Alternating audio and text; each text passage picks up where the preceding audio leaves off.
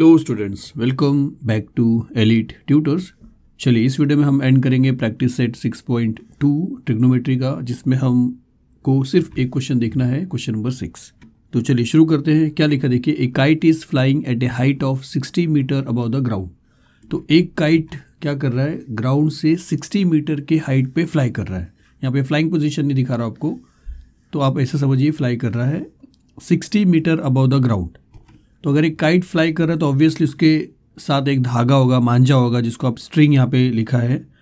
तो यहाँ पे आपको सिर्फ ये समझना है कि हो सकता है कि कोई ऐसा भी कंफ्यूज हो जा रहा है कि वो 60 मीटर जो बात हो रही है यहाँ पे, वो ये 60 मीटर है क्या। तो क्वेश्चन क्या है, a kite is flying at a height of 60 metre above the ground.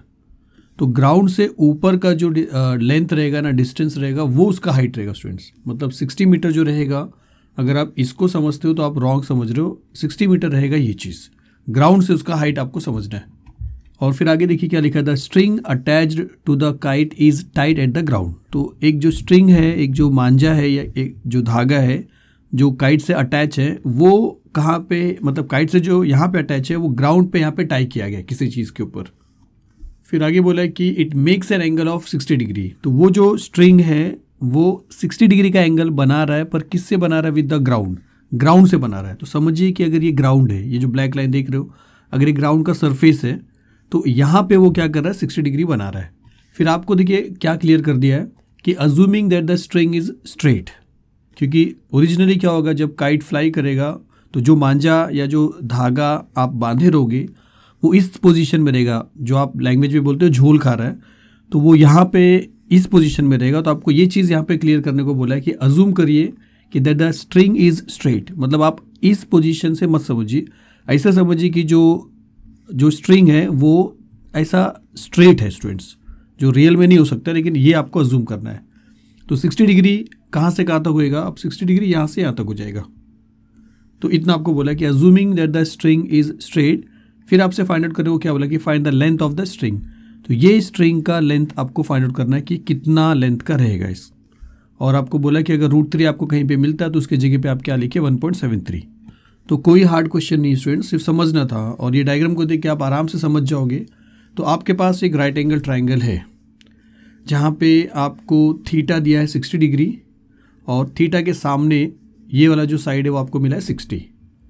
तो आपको फाइंड आउट क्या करना है, लेंथ ऑफ द स्ट्रिंग। ये स्ट्रिंग है, इसका लेंथ आपको फाइंड आउट करना है, जो इस राइट एंगल ट्राइंगल के लिए हाइपोटेनस है। तो थीटा के लिए अपोजिट साइड दिया है और हाइपोटेनस पूछा है। तो अपोजिट और हाइपोटेनस को लेके जो फॉर्मूला है वो है साइन थीटा, या आप बोल सकते हो कोसेक थीटा।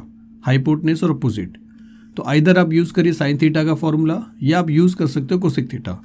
हम यही यूज़ करेंगे साइन थीटा स्टूडेंट्स। तो अपोजिट अपॉन हाइपोटेनस वाला फॉर्मूला यूज़ करेंगे, अपोजिट अपॉन हाइपोटेनस, जिसमें से अपोजिट साइड आपके पास है, हाइपोटेनस आपसे पूछा है, और जहाँ पे 60 है वहाँ पे हम साइन 60 लिखेंगे। और साइन 60 की बात करेंगे तो टेबल में उसका वैल्यू आपके पास √3/2 है। तो साइन 60 के प्लेस पे आ जाएगा √3/2, अपोजिट साइड के प्लेस पे आ जाएगा 60, बचेगा हाइपोटेनस, और वही आपको फाइंड आउट करना है। तो एकदम सिंपल क्वेश्चन है। चलिए शुरू करते हैं इसको सॉल्व करना। तो चलिए डायग्राम को हम इस तरह ले लेते हैं, यहाँ पे इसका नेमिंग इस तरह कर देते हैं ABC। और आप समझिए कि ये काइट का पोजीशन है, ये ग्राउंड का सरफेस है, ये स्ट्रिंग और ग्राउंड के सरफेस में बनने वाला एंगल है, और ये काइट का हाइट है। ये सारी चीज़ आपको बताना पड़ेगा। तो ये स्क्रीन पे पहले हम ये चीज़ बता देंगे, फिर दूसरे स्क्रीन में इसके आगे पे जाके हम कैलकुलेशन करेंगे। तो चलिए सॉल्यूशन लिखा, और फिर लिखा कि let A represent the position of kite. हम बता रहे कि ए जो है ये काइट का पोजीशन बता रहा है। फिर हम बोलेंगे कि सेगमेंट BC जो है represent the surface of the ground. BC जो है ग्राउंड का सरफेस बता रहा है, जो आपने पीछे पिक्चर में देखा।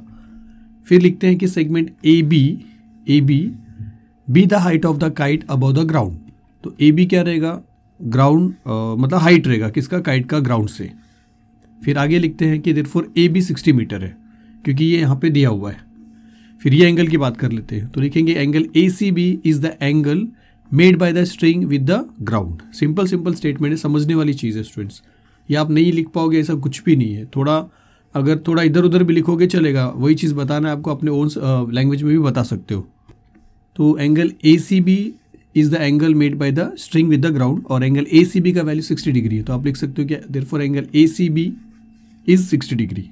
तो देखिए अब क्या करना है, अब आपको एक राइट एंगल ट्राइंगल ये लेना है, साइन 60 का वैल्यू या साइन 60 का फॉर्मूला लिखना है, अपोजिट अपॉन हाइपोटेनस, फिर वैल्यू सब्स्टिट्यूट करना है जो अभी तक आपने किया। हम लास्ट क्वेश्चन कर रहे हैं स्टूडेंट्स। तो चलिए डायरेक्टली शुरू करते हैं और लिखते हैं कि in right angle triangle A B C sine 60, तो हम लिखेंगे sine 60 which is equal to opposite A B upon hypotenuse A C. Sine 60 √3/2 है, तो √3/2 लिखेंगे इसके प्लेस पे, which is equal to A B आपके पास 60 है, आप लिखोगे 60 अपॉन ए सी आपको फाइंड आउट करना है, तो आप लिखोगे ए सी। अब क्या करेंगे, क्रॉस मल्टीप्लिकेशन करेंगे, तो ए सी को मल्टीप्लाई करेंगे √3 से, फिर विच इज इक्वल टू 60 को मल्टीप्लाई करेंगे 2 से, तो 60 मल्टीप्लाई बाय 2। सिंस ए सी का वैल्यू चाहिए आपको, तो ए सी को इक्वल के लेफ्ट साइड में रखेंगे और √3 जो मल्टीप्लाई हुआ इसको इस तरफ भेजेंगे तो इसके साथ डिवाइड हो जाएगा, तो ऐसा मिलेगा therefore A C which is equal to 60 multiply by 2 divide by √3।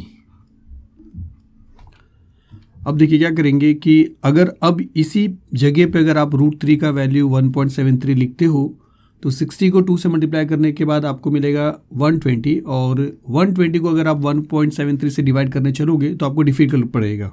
तो हम क्या करेंगे, √3 को रैशनलाइज करेंगे, और कैसा करेंगे देखिए, हम ऐसा लिखेंगे therefore A C which is equal to 60 को 2 से मल्टीप्लाई कर दीजिए, आपको मिलेगा 120 अपॉन √3 है वहाँ पे, मल्टीप्लाई करेंगे √3 अपॉन √3 से, तो ये रैशनलाइज हो जाएगा। कैसे हो जाएगा, √3 इंटू √3 आपको 3 दे देगा, क्योंकि √3 इंटू √3 √9 का स्क्वायर रूट 3 है। 120 इंटू √3 आप लिख दीजिए 120 इंटू √3। अब आपको फ़ायदा क्या हो रहा है मैं आपको बता रहा हूँ, इनको हम कैंसिल कर सकते हैं, 3 1 ज़ा 3, 3 4 ज़ा 12 और 0, तो ऊपर 40 बच रहा है, मल्टीप्लाई बाय √3 है। अब √3 का वैल्यू अगर आप 1.73 लिखते हो तो यहाँ पे आपको डिवाइड करना पड़ रहा था और यहाँ पे आपको मल्टीप्लाई करने को मिल गया, मतलब आप बच गए डिवाइड करने से 1.73 से, और आपको इजीली मल्टीप्लिकेशन करना है। तो आपको क्या करना है, 40 को 1.73 से मल्टीप्लाई करना है। तो मल्टीप्लाई कर लेते हैं 1.73 को 40 से, वैसे 0 हटा दोगे तो भी चलेगा, लेकिन चलिए मल्टीप्लाई करके बता रहा हूँ। 0 इंटू 3 0, 0 इंटू 7 0, फिर 0 1 ज़ा 0, फिर एक प्लेस जाएगा, 4 3 ज़ा 12, 2 1, 7 4 ज़ा 28 और एक 29, 9 2, 4 1 ज़ा 4, 5 6 हो गया, 0 आ गया, 2 आ गया, 9 आ गया, 6 आ गया, 2 के बाद पॉइंट है, 2 के बाद आप पॉइंट प्लेस करिए, 69.20 आया या 69.2 समझिए, तो विच इज़ इक्वल टू 69.2 और मीटर। तो AC आपको मिल गया 69.2 और AC ही वो स्ट्रिंग है। तो लास्ट में जो आपसे क्वेश्चन पूछा था कि find the length of the string, तो आंसर करके आप बता दीजिए कि the length of the string is 69.2 metre. तो चलिए बस इतना ही करना था। आप कमेंट्स करिए आपको और क्या चाहिए, और जल्दी मैं उसकी भी वीडियो बनाऊंगा स्टूडेंट्स, प्लीज़ कमेंट्स करिए। तो चलिए मिलते हैं अगली वीडियो में। Thank you very much.